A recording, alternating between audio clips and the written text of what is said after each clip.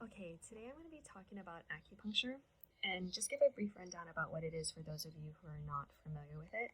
And today I'm going to be referencing this book. It's called The Web That Has No Weaver.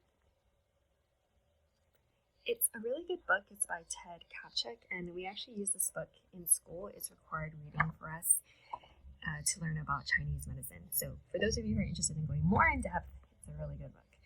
Okay, so Chinese medicine is actually a group of medicines that are thousands of years old, over 2,000 years old. And acupuncture is just one of those branches of medicine that fall under the umbrella of Chinese medicine. And in Chinese medicine and acupuncture, what we're really trying to achieve is to create harmony in the body, and that's harmony on the mental, emotional, physical level. And what we do is we look for patterns of this disharmony that a person is presenting right now. And we look for the relationship between those disharmonies, and that creates the framework for the treatment that we're going to be providing them. So if that treatment is acupuncture, what we do is we also look at the meridians of the body. So there are 12 main meridians. They're channels that basically go all through your body. And along these channels are points. There's 365 points, main points. There's thousands of points. But there's 365 main points that go throughout your body. And depending on how or what we diagnose, and that's based again on the clinical picture, we look at your tongue, we feel your pulse, we pick a very specific point combination for how you are presenting this disharmony. And we use this combination to achieve very specific therapeutic actions.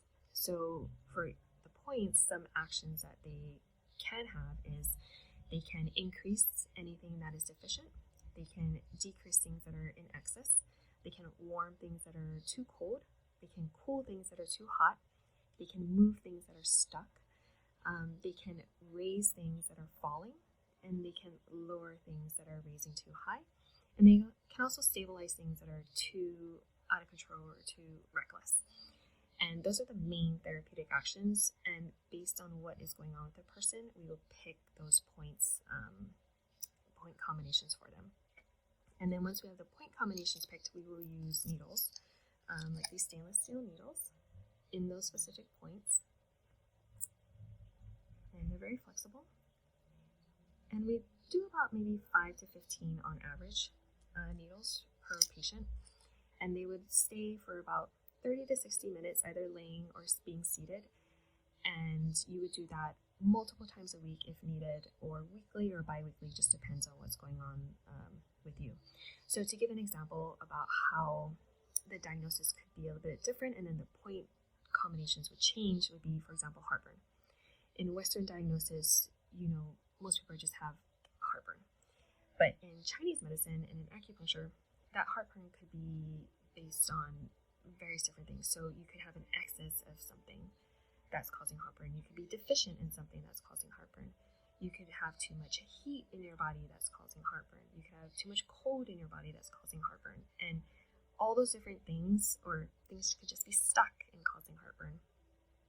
Well, all those different reasons have different point combinations, and then also different herbs as well too. And so that's how Chinese medicine and acupuncture can vary between patient, even though they have the same diagnosis. They're treated differently.